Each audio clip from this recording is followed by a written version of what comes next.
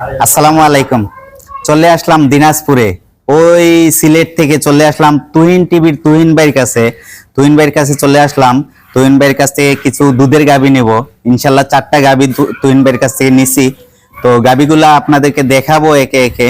আর এখন যে তুহিন ভাইয়ের কাছে আসছি, আমরা অনেক আশা ছিল তুহিন ভাইকে দেখবো সরাসরি, আর দেখে ফেলছি, আল্লাহর হুকুম হয়েছে।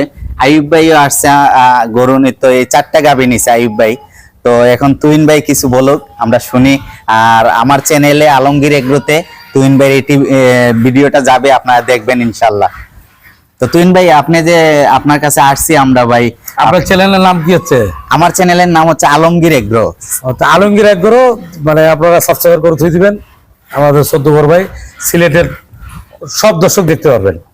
আমার চ্যানেল দিয়েও আমি নামটা বলে দিব, আপনারা সাবস্ক্রাইব করে থুই দিবেন।